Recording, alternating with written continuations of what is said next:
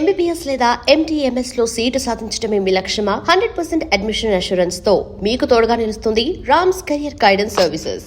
Director గారు ఒక stage మీద మాట్లాడుతూ చాలా మంది రిజెక్ట్ చేసిన స్టోరీ ఇది, అలాగే చాలా మంది ఓకే చేసి ముందుకి ఫార్వర్డ్ కాలేకపోయిన స్టోరీ ఇది అని చెప్పి ఒక సందర్భంలో మాట్లాడారు. ఇంత గొప్ప స్టోరీ అక్కడ హోల్డ్ అయిపోవడానికి, మీరు ఓకే చేయడానికి ఏ సెన్సిబిలిటీస్ పనిచేస్తాయి? అంటే అదర్స్కి కానీ మీకు కానీ ఒక సెన్సిబిలిటీ ఉండాలి కదా ఆ కథను జడ్జ్ చేయడానికి. ఎక్కడ మిస్ అవుతుంది అది? అంటే చాలా కథలు ఇలాగే మిస్ అయిపోతున్నాయి ఇండస్ట్రీలో. మేకర్స్కి ఆ కథను జడ్జిమెంట్ సెన్సిబిలిటీ ఎలా ఉంటుంది అనేది నాకు అర్థం కావట్లేదు. నాకు నిజంగా ఆశ్చర్యం వేసిందండి. ఎందుకంటే నాకు అది ఆ ఫంక్షన్లోనే తెలిసింది రాజేష్ ద్వారా. ఈ కథ చాలా చోట్లకి వెళ్ళింది, ఆఫీస్లో ఓపెన్ చేశారు కానీ మళ్ళీ క్లోజ్ చేశారు. ఇది నాకు ఈ విషయం నాకు తెలియలేదు. అండ్ ఆనెస్ట్గా నేను చాలా ఆశ్చర్యపోయాను. ఇంత మంచి సబ్జెక్టు ఏంటి, ఎందుకు ఓకే చేయలేదు? ఎందుకంటే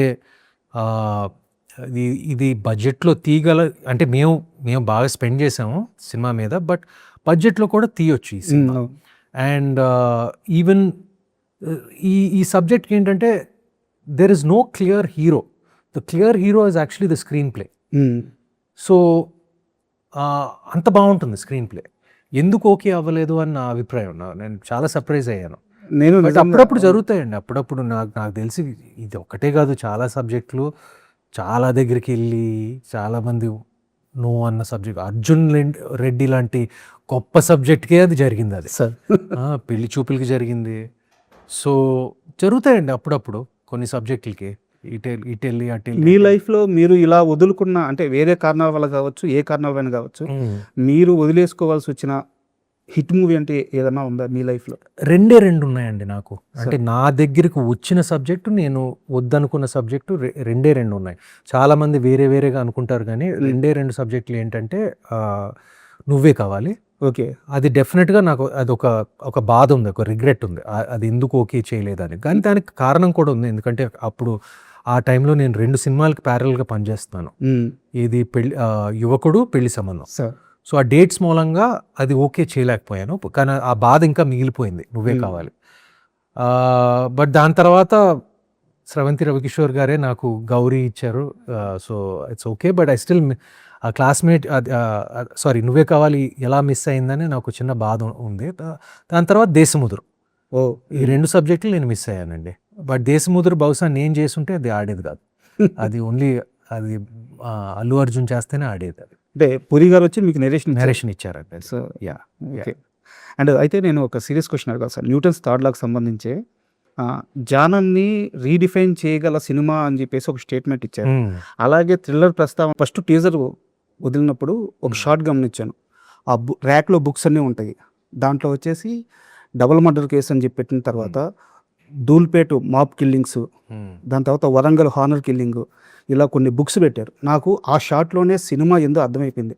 ఎందుకంటే ఏదో ర్యాండమ్గా పిక్ చేసి ఏదో కల్పిత పెట్టలేదు, అవన్నీ రియల్గా జరిగిన ఇన్సిడెంట్స్.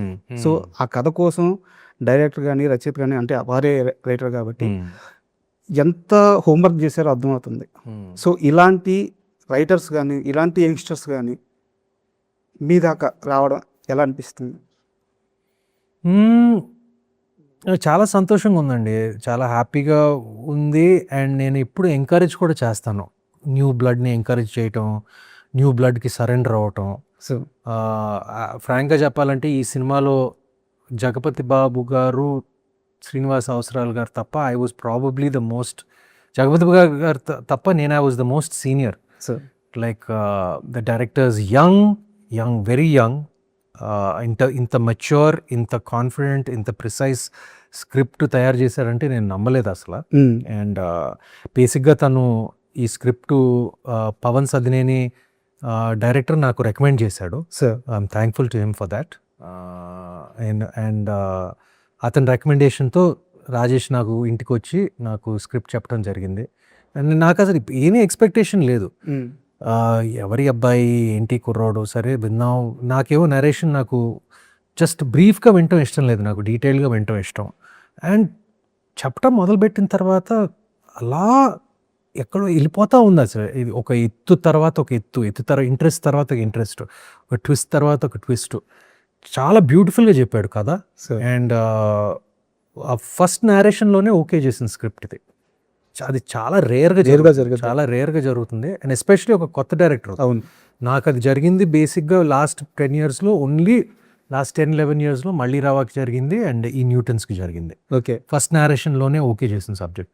అయితే ఈ మధ్య కాలంలో నేను తెలుగు వరకు చెప్తున్నాను, ఓటీటీ అనగానే ఈటీవీ విన్ పేరు చాలా స్ట్రాంగ్గా వినిపిస్తుంది.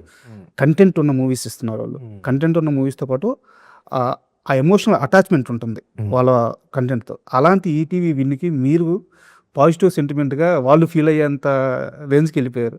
అంటే మీ ద్వారా సక్సెస్ స్టార్ట్ అయిందని ఒక స్టేట్మెంట్ ఇచ్చేలాగా పరిస్థితి వచ్చింది.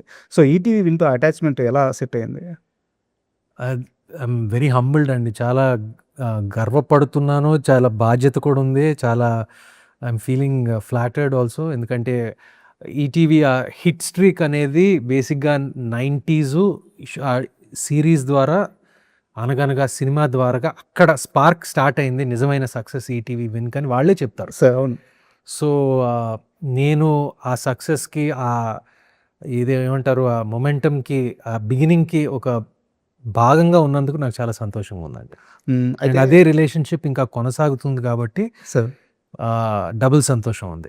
అయితే ఇక్కడ ఒక క్వశ్చన్ ఏంటంటే, యాక్చువల్గా మీకుండే సెన్సిబిలిటీస్ అంటే మీరు చాలా ఇంటర్వ్యూలో చెప్పారు, మీరు వరల్డ్ సినిమాని చాలా ఎక్కువ ఫాలో అవుతారు, ఆ సెన్సిబిలిటీ మీకుంది. మీలాంటి సెన్సిబిలిటీ ఉన్న ఒక హీరోకి ఓటీటీ ప్లాట్ఫామ్స్ అనే ఒక వేదిక దొరకడం, అక్కడ ఒక వెబ్ సిరీస్ కానీ, ఒక కంటెంట్ డ్రైవ్ మూవీస్ కానీ రావడం, ఇలాంటి వాతావరణం సెట్ అవ్వడం నిజంగా చాలా హెల్ప్ అయినట్టుంది కదా. అది రెండిటికి స్థానం ఉందండి. సరే. ఇప్పుడు ఈటీవీ వాళ్ళు ఇప్పుడు ఓటీటీలో బాగా ఫేమస్ అయిపోయి ఇప్పుడు థియేట్రికల్స్ వైపు వస్తున్నారు. అవును. సో ఇది లిటిల్ హార్ట్స్ కానివ్వండి, రాజు వెడ్స్ రాంబాయ్ కానివ్వండి, ఇప్పుడు న్యూటన్స్ థర్డ్ కానివ్వండి, ఇప్పుడు సో ఆ రెండిటికి వాటి ప్రత్యేక స్థానం ఉంది. వాటికి ప్రత్యేక ఆడియన్స్, వాళ్ళ ఆడియన్స్ ఉన్నాయి. ఇది గొప్ప నేను అన్నిటికీ వాళ్ళ చోట్లు ఉన్నాయి. So ETV is also trying to get more, వాళ్ళ ప్లాట్ఫామ్ని ఇంకా బిల్డప్ చేయడానికి ట్రై చేయటమే కాకుండా అన్ని they doing everything they can. So దానికి నేను ఒక భాగంగా ఉన్నందుకు, ఒక చిన్న స్పార్క్ వెలిగించినందుకు నాకు ఒక సంతోషం కూడా ఉంది. అది అయితే నాకు మీ విషయంలో కంప్లైంట్ ఉంది. మీకు ఎప్పుడు మంచి సినిమా పడ్డా నేను చాలా ఆనందపడుతుంటా. ఎక్కడున్నా ఏం చేస్తున్నా సరే, సుమంత్ గారికి హిట్ పడింది అనగానే చాలా హ్యాపీగా ఫీల్ అవుతుంటాను అనమాట. అయితే మళ్ళీ రావా విషయంలో కానీ, అనగనగా కానీ, మళ్ళీ రావా రిలీజ్ అయినప్పుడు ఆ సినిమా మంచి నెంబర్స్ మేక్ చేసింది. అండ్ మోర్ ఓవర్ ఇంకోటి అన్నిటికీ మించి ఏంటంటే చాలా గౌరవం తీసుకొచ్చింది. అనగనగా ఎంత పెద్ద హిట్టో మీకు తెలుసు. మళ్ళీ రావా తరువాత మీరు మళ్ళీ సినిమాల్ని ఇంకొంచెం అగ్రెసివ్గా అప్రోచ్మెంట్ ఎక్కడో తగ్గిందని నాకు అనిపించింది. అనగనగా థియేటర్లో రిలీజ్ అవ్వలేదు. అంత మంచి ప్రోడక్ట్ చూసుకున్నాక థియేటర్లో వచ్చుంటే బాగుంటుంది. నేను ఓన్లీ అభిమానిగానే మాట్లాడుతున్నాను, జర్నలిస్ట్గా మాట్లాడట్లేదు. నాకు నచ్చిన హీరో ఎందుకు దాన్ని మేనిఫెస్టేట్ చేయలేకపోతున్నాడు? పట్టుకొని ఉంటే మళ్ళీ ఇంకో మంచి సినిమా పడద్దు కదా, ఇది థియేటర్లో అనగనగా రిలీజ్ అయి ఉంటే ఇంకా బాగుండేది కదా అని ఒక ఫ్యాన్ అభిమానంతో అడుగుతున్నాను. ఇది జరగలేదు కదా, మీరు ఒప్పుకుంటారా? జరగలేదండి. ఎందువల్ల జరగలేదు? అది నేను ఒక యాక్టర్ని, నేను యాక్టర్ బాధ్యత నేను నా బెస్ట్ ఎబిలిటీతో చేస్తాను. నేను sir director duty, producer duty, release చేసే బాధ్యత, అవన్నీ అనుకునే బాధ్యత ప్రొడ్యూసర్ది. సో ఈ ప్రశ్న మీరు ప్రొడ్యూసర్ని అడగాలి. సార్ నేను హీరోగా నేను జనరల్గా అది నా స్ట్రెంగ్త్ అనుకోవచ్చు, వీక్నెస్ అనుకోవచ్చు. నేను బేసిక్గా సరెండర్ అయిపోతానండి. నేను డైరెక్టర్ సరెండర్ అయిపోతాను, ప్రొడ్యూసర్కి సరెండర్ అయిపోతాను. నేను ఆ రకం, నేను బిగినింగ్ నుంచి అంతే. నేను పట్టుబట్టి నాకు ఇదే కావాలి, అదే కావాలి, నేను అలాంటి రకం కాదు. నేను సార్ గుడ్ అయినా బ్యాడ్ అయినా, బట్ నేను అలా పట్టుపట్టలేదు.